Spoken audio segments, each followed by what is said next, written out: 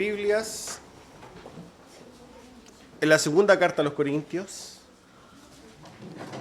Vamos a continuar nuestra exposición de la segunda carta a los Corintios en el capítulo 5.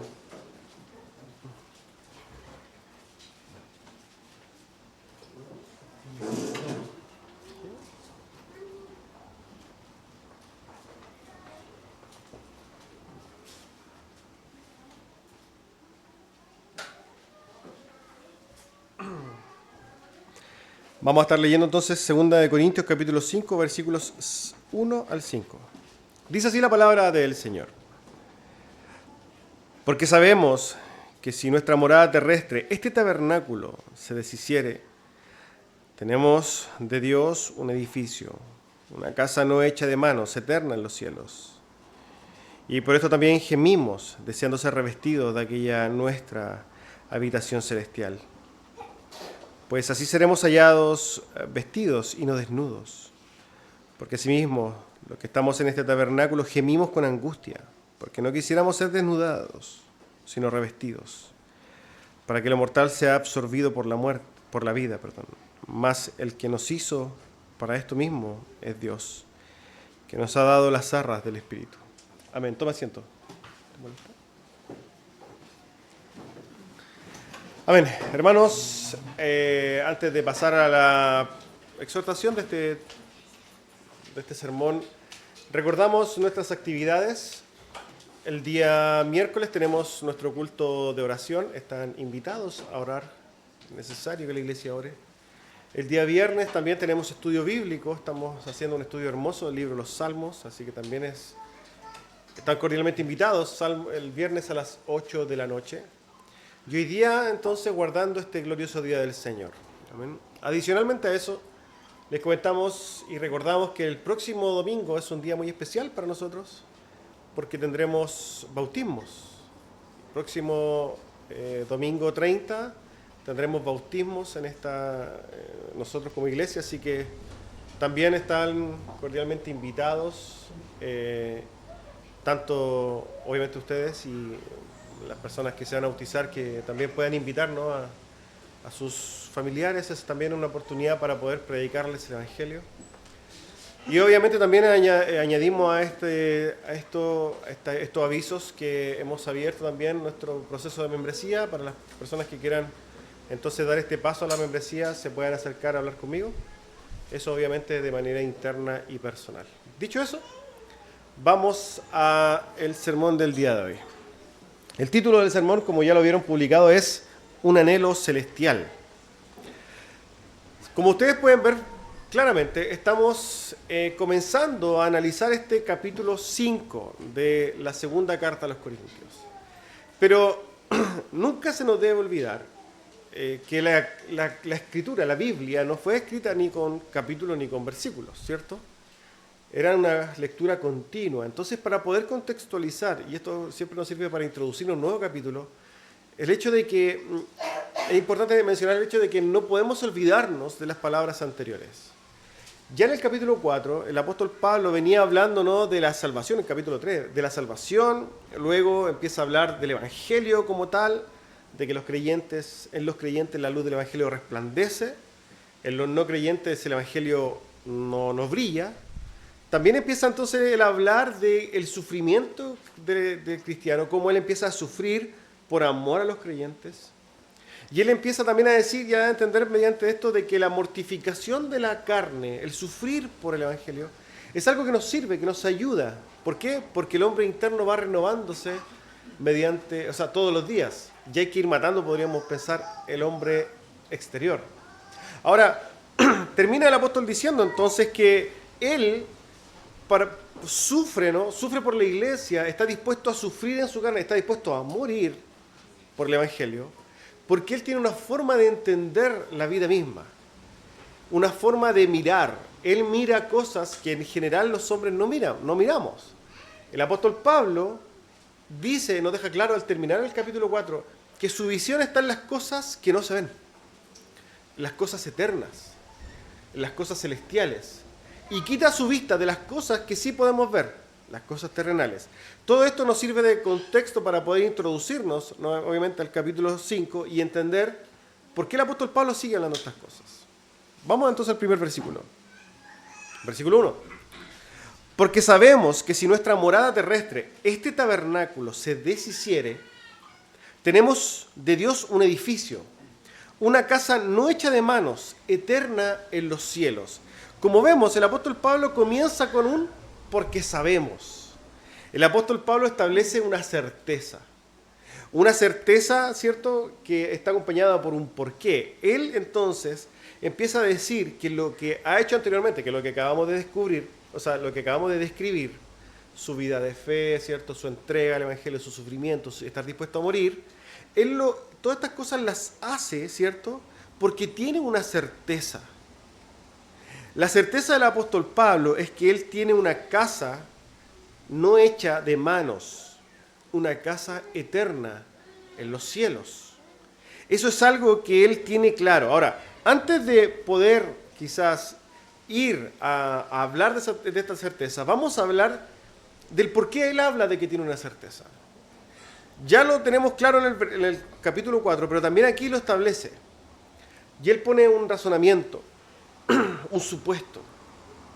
Él se pone en un supuesto y él dice que si eventualmente su cuerpo se deshiciera, esto hace referencia a la muerte, ¿no? Podríamos decir que este es un supuesto, que es una situación ficticia, el apóstol Pablo estaba vivo, una situación ficticia, es una situación a la misma vez probable en el corto plazo para él, muy probablemente él iba a morir pronto, pero por otro lado es una situación segura. Explico esto brevemente. Era una situación ficticia porque obviamente él no estaba muerto, él estaba poniéndose en una situación particular. ¿Qué pasa si yo me muero? Por otro lado, era muy probable que fuera algo que se hiciera o se llevara a cabo muy pronto. Y sabemos que finalmente eso sucedió. ¿Por qué? Porque el apóstol Pablo al poco tiempo, a los pocos años, murió. Y es algo totalmente seguro porque el apóstol Pablo se pone en un supuesto que sí o sí se va a encontrar más adelante. Esto a nosotros, hermanos, nos debe llevar a reflexionar en algo. Y es que, tal como el apóstol Pablo se pone en este supuesto, nosotros deberíamos hacer lo mismo. No nos gusta pensar en la muerte, ¿cierto? ¿A quién le gusta pensar en la muerte? De hecho, hay gente que no le gusta pensar en la muerte porque esto le da miedo. Y bueno, tiene mucha razón tener miedo a la muerte. Mucha gente ni siquiera sabe o dimensiona lo que se puede esperar después de abandonar esta carne. Pero toda persona que pisa la tierra debería plantearse qué va a pasar cuando yo me muera, porque saben que si tenemos algo seguro en esta vida es que nos vamos a morir. Todos, nosotros nos miramos aquí, vemos un grupo, no sé, 80 personas, 90 personas. Todas las personas que estamos aquí, en 100 años, seguro no vamos a estar. No vamos a estar. Y eso es tiempo nada más. O sea, hay cosas que pasa el tiempo y todos nosotros vamos a ir desapareciendo. Y no va a quedar ninguno. Aquí no hay un inmortal, no hay un superhéroe, no hay un vengador, ni nada de esas cosas. Aquí todos nos vamos a morir. Eso es una realidad. No nos gusta hablar de esto, es algo también real. Pero todos nos vamos a morir, hermanos. Y el apóstol Pablo se pone en este supuesto y todo esto tiene un afán de poder explicarle a los corintios cómo él vive, hermanos. Nosotros estamos demasiado aferrados a la tierra, a lo terrenal, siendo que esto es pasajero. Y la diferencia entre nuestras muertes va a ser el tiempo y la forma. El tiempo y la forma va a variar en nosotros, pero de que vamos a llegar a ese momento en que nosotros no vamos a estar en esta tierra, eso es seguro. Entonces las palabras del apóstol deben ser para nosotros también muy significativas, porque el apóstol Pablo está hablando de una certeza que tiene al enfrentarse a la muerte.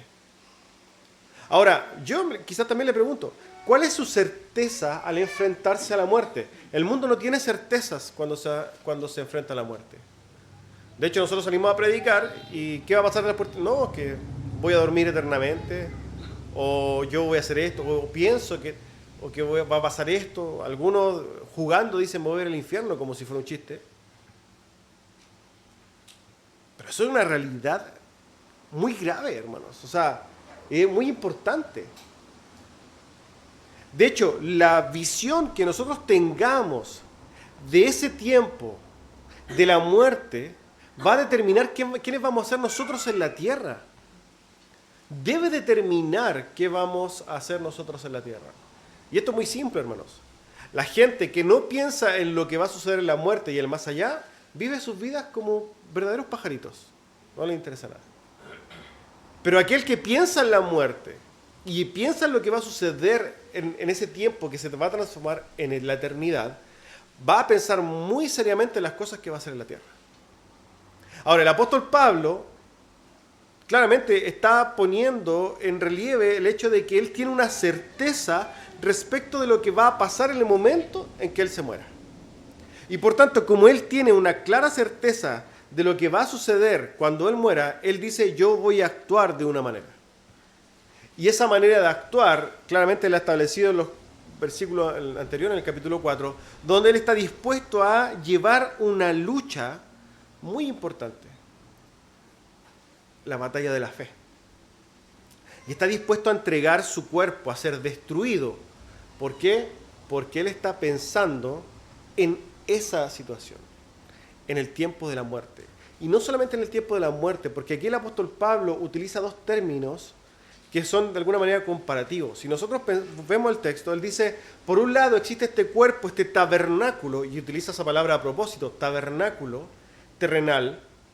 ¿Por qué? Porque el tabernáculo tiene ciertas condiciones, pero por otro lado pone un edificio, una casa. Esto nos lleva, y si nosotros pensamos, masticamos un poquito esto, podríamos hablar de dos diferencias grandes. Una es una diferencia en calidad y otra en durabilidad. Los tabernáculos son cosas desarmables. El tabernáculo es una palabra que el apóstol Pablo usa a propósito para dar a entender que esto es algo que es pasajero. Estos cuerpos son pasajeros. Cuidamos efectivamente mucho nuestros cuerpos, pero son cuerpos pasajeros. Se van a acabar. La belleza se va a acabar. Esto lo vemos, hoy día tenemos, ¿cierto?, el tema de la tele y pues podemos ver actores o actrices de los años 20 o 30 que eran muy hermosos y hoy día esa belleza desapareció. Por tanto, vivir una vida fundamentada en la belleza, ¿será algo lógico? No. A mí me genera mucha risa a los jóvenes, ¿no?, cuando dicen, no, o cuando en su corazón quieren encontrar una mujer linda. Hermanos y jóvenes que se quieren casar, el matrimonio es para toda la vida. Y esa belleza se va a acabar en unos cuantos años. Porque es una mujer sabia, una mujer piadosa, una ayuda idónea, una mujer que le aporte, no solamente una mujer bella que no haga nada, eso no sirve. Bueno, el apóstol Pablo dice entonces que este tabernáculo que se destruye no tiene comparación con un edificio, una casa. Son, en primer lugar, en cuanto a la durabilidad, diferentes. El tabernáculo es pasajero, la casa está ahí y se queda estacionada. Esto, recordemos que lo está haciendo referencia a los cuerpos. El cuerpo de este terrenal es pasajero, pero el cuerpo que tendremos en la eternidad es algo que no se va a mover. Es algo eterno. Es algo que estará para siempre. Durabilidad, en primer lugar, es diferente. Pero por otro lado, en calidad, ¿no? Porque el tabernáculo en general se compone, y puede ser muy linda la estructura, pero es una construcción débil. El tabernáculo es algo que se desarma, ¿cierto? La idea es que sea desmontable, pero una casa, está hablando de un edificio, una construcción sólida, estamos hablando de que son diferentes calidades.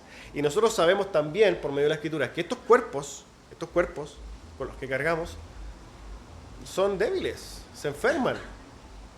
Yo estoy enfermo ahora. Tenemos lesiones, ¿cierto? Después de los 40 vienen todos estos achaques, la enfermedad y un montón de cosas. Estas cosas son típicas de nuestros cuerpos. Pero cuando tengamos esos cuerpos celestiales, en calidad serán superiores. ¿Por qué? Seremos como ángeles. Ahí ya no habrán enfermedades, no habrán estos dolores. No, son cuerpos que no pecarán, hermanos. Son cuerpos glorificados. Entonces, el apóstol Pablo está poniendo esta comparación clara, ¿no? ¿Qué es lo que a mí más me importa? ¿Qué para mí es más, obviamente, importante? ¿Qué es lo que a mí me mueve?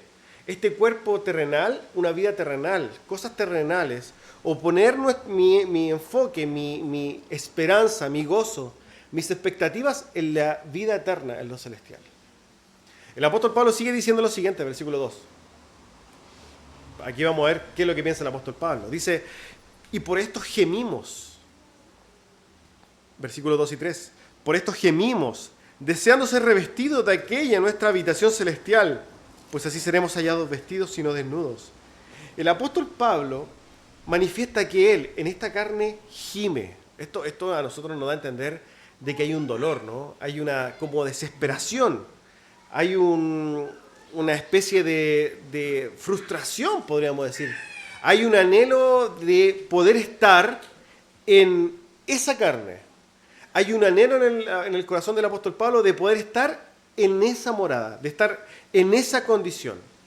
Y ojo que aquí el apóstol Pablo está hablando con conocimiento de causa. ¿Por qué? Porque el apóstol Pablo pudo echar un vistazo a lo que está al otro lado de la eternidad. En la misma carta de los Corintios, en esta misma epístola, en el capítulo 12, va a decir lo siguiente. Conozco un hombre en Cristo, dice, que hace 14 años, si en el cuerpo no lo sé, si fuera del cuerpo no lo sé, Dios lo sabe, fue arrebatado hasta el tercer cielo.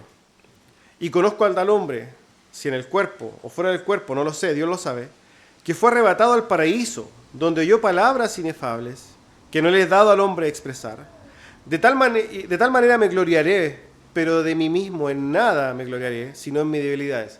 El apóstol Pablo, hablando entonces de podríamos decir, las cosas que ha vivido para gloriarse, él dice, a ver, si fuera por gloriarme o de alguna manera por decir yo soy el más grande de todos, yo tengo un antecedente importante. Yo fui arrebatado al paraíso. Él dice, eso lo dice el apóstol Pablo. Si lo dice el apóstol Pablo, quizá me parece lógico. Hoy día vemos un montón de gente que fue al infierno, que fue al paraíso, que fue a no sé dónde. A yo no le creo. Le creo al apóstol Pablo.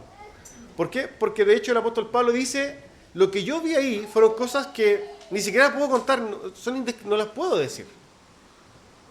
Los que vemos hoy día, ¿no?, en YouTube, en cosas así, que yo vi acá, que estaba en el diablo, en el infierno, eso es absurdo, y estaba torturando a la gente. No, hermanos, las cosas celestiales son indescriptibles. Y el apóstol Pablo tiene un vistazo de esto. Por tanto, el apóstol Pablo sabe y está seguro de lo que le espera al final de sus días. Pensemos en la forma de entender la existencia misma del apóstol Pablo. El apóstol Pablo sabía y tenía la certeza absoluta de que al otro lado de la muerte, muriendo, dejando esta carne, iba a tener un cuerpo glorificado. Y eso a él lo condicionaba. Yo le pregunto a usted, hermano, ¿está seguro de lo que viene para después? ¿Pero está realmente seguro que usted va a tener una vida eterna, un cuerpo glorificado? ¿Le importa realmente eso? ¿Determina su vida hasta lo más mínimo el saber que usted va a tener el cielo asegurado por la eternidad? ¿Realmente pondera algo en mi existencia? ¿O yo estoy, a pesar de que soy creyente, totalmente enraizado en esta tierra y me interesa solamente lo que me suceda aquí y ahora? Bueno, déjeme decirle, hermano amado, que como creyente, la cosmovisión bíblica, como lo que transmite la Biblia, es que nosotros como creyentes deberíamos estar poniendo nuestros ojos en la eternidad. Lamentablemente esto es algo que está muy lejos, ¿no? Es muy lejos de lo que como creyentes la Iglesia de Cristo hoy día, sobre todo en contextos occidentales, en sociedades ordenadas como las nuestras, ¿cierto?, donde podemos predicar con tranquilidad, donde nadie nos persigue, donde nuestra integridad no está en riesgo, ¿cierto? Vivimos un cristianismo muy cómodo. De hecho, para nosotros, y esto es algo que usted tiene que preguntarse realmente, ¿en su vida es un consuelo la vida eterna? ¿Piensa usted que la vida eterna es un consuelo para usted? El apóstol Pablo anhelaba ese lugar celestial. De hecho, podríamos pensar que el apóstol Pablo quería morirse, hermanos. Y esta es la realidad de las cosas. Pero pastor, ¿cómo va a decir eso? Bueno, veamos lo que dice la Escritura. Filipenses 1, versículo 19 al 26. Palabras del mismo apóstol Pablo. Porque es por vuestra oración y suministración del Espíritu de Jesucristo. Esto resultará en mi liberación, dice, conforme a mi anhelo y esperanza de que en nada seré avergonzado. Antes bien, con toda confianza, como siempre, ahora también será magnificado Cristo en mi cuerpo, o por vida o por muerte. Porque para mí el vivir es Cristo y el morir es ganancia. Él lo manifiesta así. Mas si el vivir en la carne resulta para mí en beneficio de la obra, no sé entonces qué escoger. Porque de ambas cosas estoy puesto en estrecho. Teniendo deseo de partir, y él dice, teniendo deseo de partir y estar con Cristo, porque es el anhelo, lo cual es muchísimo mejor, es lo que dice el apóstol Pablo, pero quedar en la carne es más necesario por causa de vosotros. Entonces, lo que había en el corazón del apóstol Pablo era una especie de sentimiento encontrado, ¿no? Si fuera por él, para mí se muere. Para mí mejor morir. Pero el apóstol Pablo estaba seguro de eso, hermanos. ¿Usted está seguro de que para usted es mejor morir? Yo hablo obviamente con todos ustedes y son muy pocos los que me han dicho, yo lo he escuchado de hermanos, me quiero ir, me quiero morir, pero como un sentimiento piadoso. Quiero estar allá con el Rey, quiero estar allá con Cristo, quiero dejar de sufrir acá. Muy poco, lo he escuchado, pero de casi nadie. En general, las dificultades vuestras tienen más que ver con ¿qué estoy pasando acá? ¿Cómo soluciono mis cosas acá? Pero hermanos, para nosotros, cuando terminemos de vivir esta vida, que puede ser muy dolorosa, ¿no? Cuando nosotros terminemos de luchar, porque la vida es una lucha y esto es una realidad, tenemos que tener claro, hermanos, que hay una esperanza gloriosa. De hecho, para nosotros, para un creyente, y esto es una realidad, lo mejor que le puede pasar a un creyente es morir. Esto es una realidad. Lo mejor que le puede pasar a un creyente es morirse. Porque estará con el Rey en ese lugar glorioso. Muchas veces nosotros tenemos seres queridos, ¿no?, que lamentablemente están luchando y están padeciendo y nosotros queremos retenerlos. Porque nuestra posición, nuestra visión es terrenal. Queremos estar con ellos acá, no queremos que se vayan. Hermanos, cuando ellos se vayan, nosotros tenemos que estar gozosos por ellos. ¿Se acuerdan que recién cantamos Firme y Adelante? Y en una parte ese himno dice, vamos caminando en pos de los gloriosos. Esos gloriosos son nuestros hermanos que se han ido, muchas veces como mártires, que ya vivieron esta vida, ya ganaron y ellos ya están en la gloria. Caminamos en pos hacia ellos. Hermanos, cuando se vaya uno de nuestros hermanos, y nosotros vamos a empezar a perder hermanos tarde o temprano. De hecho, en cualquier momento podemos perder hermanos. Si son creyentes, si son parte de la iglesia, hermanos, nosotros, si bien vamos a sufrir en nuestra carne y nuestra carne se va a doler porque los vamos a extrañar, tengamos el consuelo de que Él está en el mejor lugar posible, en el mejor de los lugares posibles. Estará con el Rey de Reyes. Estará en el lugar donde nosotros deberíamos anhelar estar. Cuando uno estudia un poquito de la historia de la iglesia, se conmueve al ver cómo los hermanos que han sido mártires, hermanos durante la historia del cristianismo, han entregado sus vidas porque quieren estar con el Rey. Han padecido muertes terribles, hermanos. Porque quieren estar, porque para ellos el cielo es algo que realmente anhelan. Y yo le pregunto, ¿usted anhela lo celestial? ¿Anhela el cielo? ¿Anhela las cosas celestiales? Hermanos, vivir en esta carne es una verdadera lucha terrible. El apóstol Pablo escribe en un contexto donde él está luchando con la gente de afuera. Él es perseguido. Ya nosotros sabemos los padecimientos del apóstol Pablo, ¿cierto? Que fue apedreado, que fue golpeado, ¿cierto? Azotado, que finalmente murió como mártir. Eran, podríamos decir, una opresión externa al apóstol Pablo. La gente, la maldad del mundo. Hoy día, hermanos, es cosas que nosotros veamos el teléfono, noticias, y vemos cómo la maldad está, pero desatada por todos lados. robos, asesinatos, violaciones, torturas, desapariciones, etcétera, juego de dinero, traiciones. Nosotros lo vemos quizá en nuestro ámbito más cercano, ¿cierto? Como la maldad abunda. Esta es una maldad externa. Pero hay otra lucha que quizás debería ser la lucha más importante para un cristiano, y es la lucha con su propio corazón. Fíjense que podríamos decir que el cristiano tiene dos focos de lucha. Dos focos, quizás hoy día nosotros vemos muy de moda, más aún una guerra muy, digamos, con mucha noticia, Ucrania, Rusia, todo lo que implica. Si pensamos nosotros en nuestras propias guerras, porque nosotros vivimos una guerra, nosotros tenemos una guerra, hermanos, como creyentes vivimos una guerra, y el tema es que tenemos dos frentes. Y tenemos que estar atentos a esos dos frentes. Por un lado, por un frente, luchamos contra lo externo, contra la gente de afuera, contra la maldad del mundo, contra el pecado de los otros, pero la lucha quizás más terrible, la que tenemos atrás, esa lucha que quizás muchas veces no le tomamos atención, pero que es la lucha contra nuestro propio corazón, con nuestro propio pecado, con nuestra propia maldad. Y esa es una lucha del creyente, hermano, de nosotros, de luchar contra las inclinaciones perversas de nuestro propio corazón, contra nuestros pensamientos, contra nuestros deseos que atentan contra la palabra de Dios, contra la carne que nos seduce, con la carne que quiere ser floja, con la carne que quiere un montón de cosas que al Señor no le agradan. Y esto no es algo que el apóstol Pablo estuviera exento. De hecho, los invito a leer Romanos 7, donde el mismo apóstol Pablo abre su corazón respecto a esto. Romanos 7, versículo 11 en adelante. Porque sabemos que la ley es espiritual, mas yo soy carnal, dice el apóstol Pablo, venido del pecado. Porque lo que hago no lo entiendo, dice. Pues no hago lo que quiero, sino lo que aborrezco, eso hago. Hermanos, estas son palabras del apóstol Pablo. Hoy día vivimos en un mundo evangélico donde se idolatra a ciertas personas. De hecho, los apóstoles son intocables porque supone que respiran santidad. Pero el apóstol Pablo aquí está mostrando cómo él mismo lucha con su propia carne. Y este es un verdadero apóstol, no como los falsos que existen hoy. Es un verdadero apóstol. Y él muestra que él también lucha en su propia carne. Versículo 16. Y si lo que no quiero esto hago, apruebo que la ley es buena.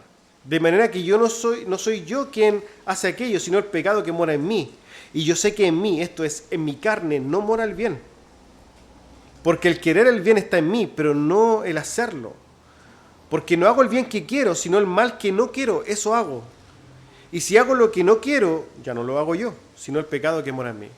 Así que queriendo yo hacer el bien, hallo esta ley, que el mal está en mí, dice el apóstol Pablo. Porque según el hombre interior me deleito en la ley de Dios. Es el hombre espiritual, se deleita en la ley de Dios. Pero veo otra ley en mis miembros, dice, en su cuerpo, que se rebela contra la ley de mi mente y que me lleva cautivo a la ley del pecado que está en mis miembros. Miserable de mí, dice el apóstol Pablo. Y fíjense la exclamación que hace el apóstol Pablo una vez que termina de decir esto. Dice, miserable de mí, ¿quién me librará de este cuerpo de muerte? El apóstol Pablo hace un clamor ahí y dice, ¿quién me va a librar de esta carne, de este cuerpo, de este tabernáculo terrenal, el cual me hace pecar? Hermanos, ¿usted su cuerpo y su corazón no le hace pecar? ¿Y no lucha contra su pecado? ¿Usted lucha contra las inclinaciones de su corazón? ¿Usted lucha contra los deseos de su corazón? Yo espero que sí, hermanos. ¿Sabe por qué? Porque si usted no lucha contra eso, es muy probable que usted no sea creyente. Porque una característica de un creyente es que lucha con su corazón. La evidencia, podríamos decir, de la obra del Espíritu Santo es justamente que lucha contra su pecado, contra las inclinaciones de su maldad, de su corazón engañoso, que lucha contra las inclinaciones, podríamos decir, perversas del corazón. Y no estoy hablando de ser un adúltero, ni de ser básicamente un fornicario que los deleite. No, hermanos. 100.000 cosas atentan contra la ley de Dios. 10.000 cosas atentan contra la voluntad de Dios. Cada cosa que hacemos que vaya en contra de la Escritura es nuestro corazón diciendo, rebélate contra Dios. Y si usted lucha con eso, entonces pregúntese muy bien, ¿dónde está la obra del Espíritu Santo en mí? Porque este es el caminar del creyente. Uno en su corazón se inclina al mal continuamente, el Espíritu Santo clama dentro de él, lo amonesta, empieza a hacer un cambio en el corazón, hay una lucha interna en mí, y esto va formando y moldeando el carácter cristiano, y yo voy corrigiendo mi camino. Yo empiezo a pecar y ese pecado me corroe, hermano, me corrompe, o sea, me destruye por dentro. Me quita el brillo de los ojos, me quita la luz del sol, me quita, hermanos, la alegría del rostro. ¿Por qué? Porque básicamente es algo que me destruye por dentro. Y yo tengo que empezar entonces a luchar contra ello. Y eso va a ser la evidencia de mí como creyente, de cómo el Espíritu Santo entonces va moldeando. Y yo voy teniendo la capacidad de ir dejando esa maldad. Voy a seguir luchando con ella. ¿Por qué? Porque ese viejo hombre, como dijimos la semana pasada, es muy porfiado, hermano. Y resucita. Los gatos si tienen 7 vidas, no sé, dicen por ahí. Bueno, el yo interno tiene 100.000 vidas porque usted lo mata, lo golpea, pero al ratito se levanta y empieza a pelear de nuevo. Recordemos, el peor enemigo que nosotros tenemos somos nosotros mismos, nuestro corazón. Que nosotros vamos en humillación delante de Dios y Señor, y me entrego esto, pero ¿y usted ya lo mató? Se para de la rodilla, ¿cierto? Se quita, se limpia los ojos porque estuvo llorando ahí derramado en el Señor, y inmediatamente el otro ya está parado, listo para pelear de nuevo, diciéndole, ¿hace esto que yo te dije? Yo ya me metí en mi corazón y este razonamiento ya se metió en mi corazón, síguelo. Tenemos que ser cuidadosos, hermanos. La vida del creyente es una vida de constante lucha. Y si usted no empieza, y si no está luchando, si usted no está atento, entonces, hermano, usted está condenado a perderse. Tenga mucho cuidado.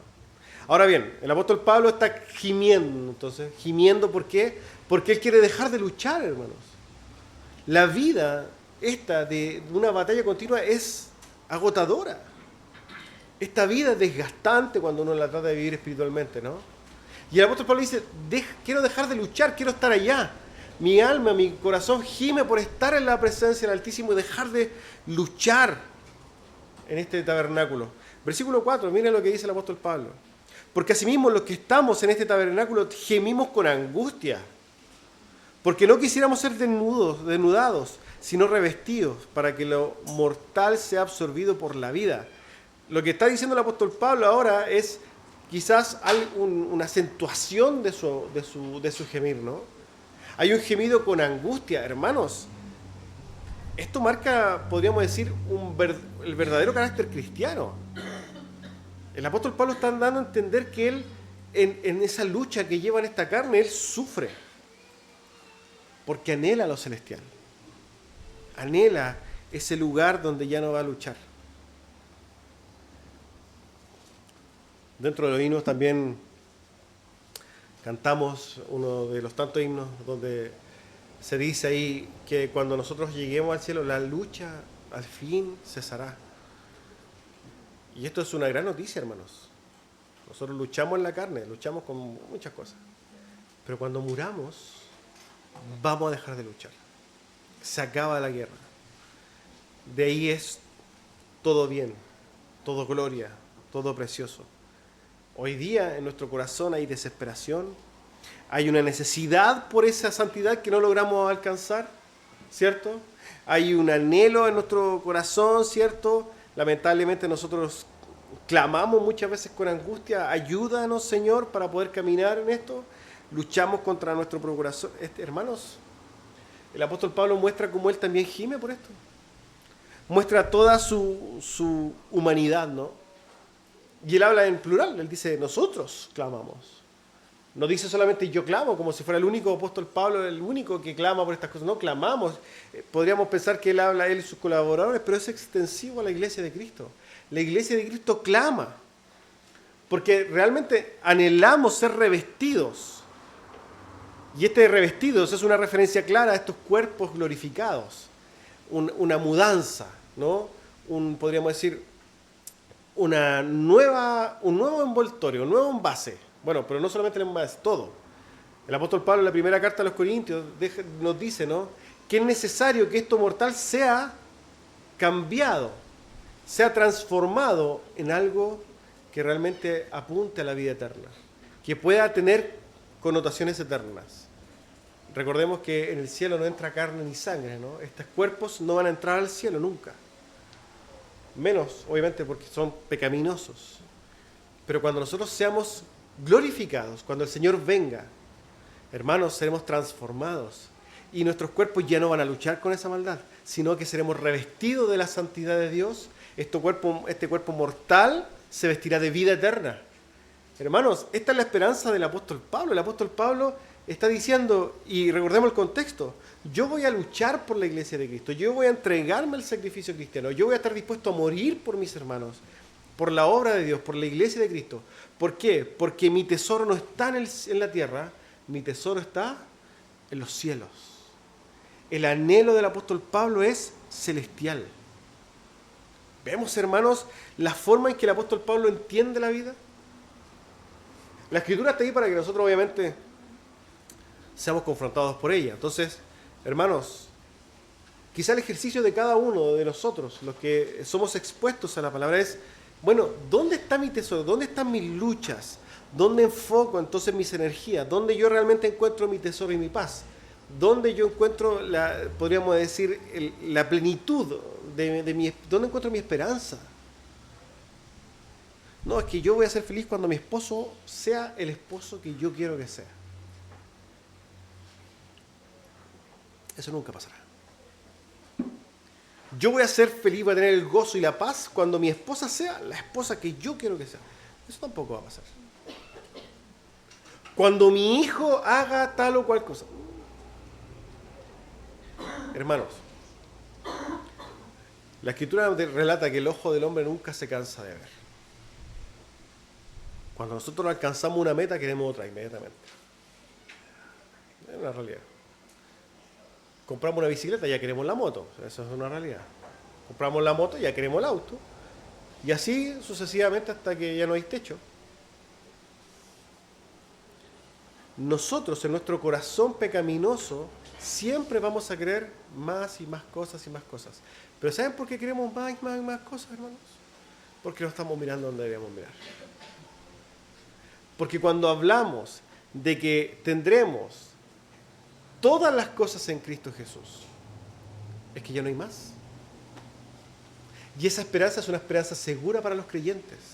Usted no tiene que buscar más cosas, porque todos los tesoros están escondidos en Cristo Jesús.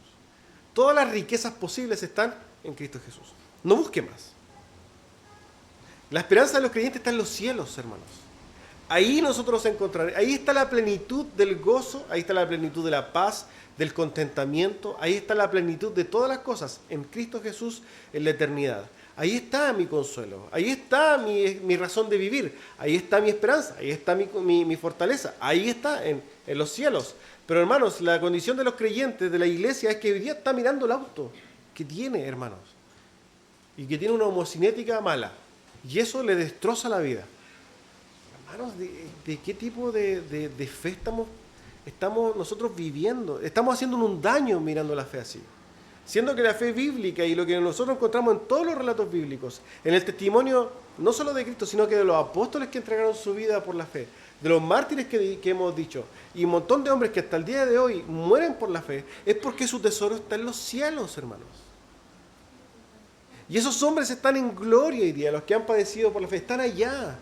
No están padeciendo las cosas intrascendentes por las cuales nosotros perdemos el tiempo hoy día. Están, hermanos, hoy día en gloria, y hay muchos hermanos hoy día en el mundo que pueden ver las cosas desde la perspectiva correcta y miran al cielo, encontrando en ella, en el cielo, su paz y su gozo.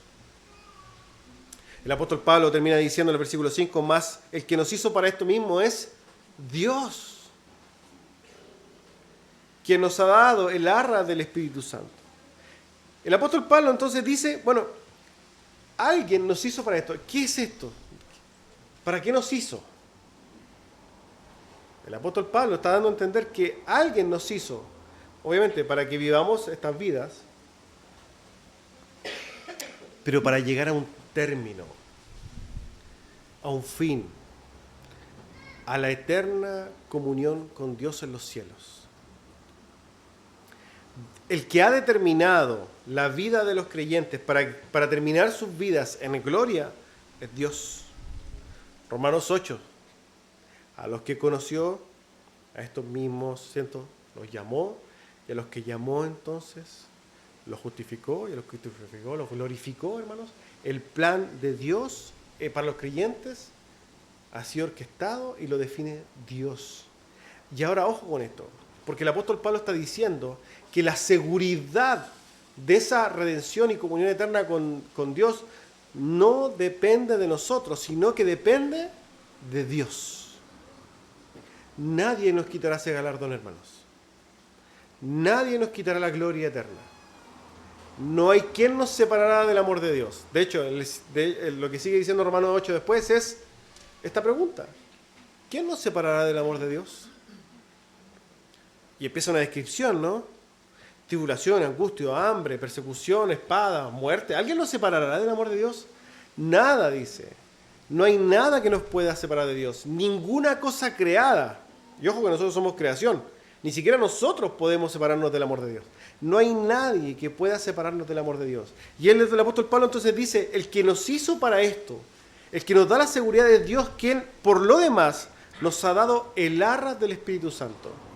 ¿Qué es el arras del Espíritu Santo? Efesios 1 dice así, versículo 13. En él también vosotros, el apóstol Pablo escribiendo, habiendo oído la palabra de verdad, el evangelio de vuestra salvación, y habiendo creído en él, creyendo en el evangelio, fuisteis sellados con el Espíritu Santo de la promesa. ¿Qué es una promesa? Algo que está en el futuro, ¿no? Una verdad dicha de lo que sucederá. El apóstol Pablo dice que fuimos sellados con el Espíritu Santo de la promesa, que es el arras de nuestra herencia hasta la redención de la posesión adquirida para la alabanza de su gloria. En otras palabras, el apóstol Pablo está diciendo, la seguridad de nuestra salvación, la seguridad del revestimiento, de la vida celestial, de la eterna comunión con Dios, está dada por Dios. ¿Y saben qué? Adicionalmente nos ha dado una garantía. El arras significa garantía. Dios nos ha dado su Santo Espíritu como garantía de que nosotros estamos sellados para Dios. ¿Qué quiero decir con esto? Que cuando usted ha recibido la garantía del Espíritu Santo, cuando usted ha recibido ese obrar del Espíritu Santo en usted, usted está sellado para Dios. Y nada ni nadie va a quitarle ese galardón. Esa es una garantía de la esperanza, de la redención eterna, dada a los santos en Cristo Jesús. Hermanos, ese es un tesoro para nosotros.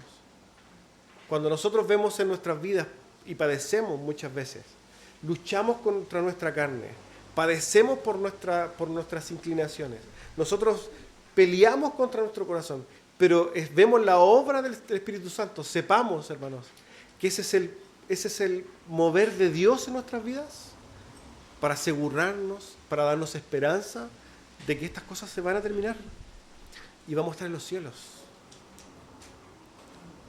Eso es lo que mueve a los creyentes, la esperanza celestial. No que me voy a cambiar de casa, no que me va a llegar la jubilación de no sé cuánto, no que conseguí un trabajo. Esas son terrenales, hermano. De hecho, usted puede ir a firmar su jubilación y morirse en el camino. No sirven esas cosas. Pero las cosas eternas, las cosas celestiales de Dios, la gloria de Dios, es nuestro motor, es nuestra esperanza, nuestro gozo. Ahí está nuestra fe, hermanos. Eso debe movernos. El apóstol Pablo murió por la fe. A modo de quizás de adelanto de lo que pasó con el apóstol Pablo. Él murió por la fe. Le fue decapitado por proclamar el Evangelio. ¿Y cómo está el apóstol Pablo? ¿Qué dijo el apóstol Pablo cuando él sabía que iba a ser entregado a morir? Me arrepiento de todo lo que dije, no, estaba leseando, era una broma. No. He peleado la batalla. He corrido el camino de la fe. Me voy en victoria. Y ya sabemos que el apóstol Pablo hoy día está en la gloria de Dios, hermanos. Ese debe ser entonces el camino de todos nosotros. Pongamos nuestros ojos y nuestros anhelos, hermanos, en lo celestial, no en lo terrenal. Amén. Vamos a orar para terminar.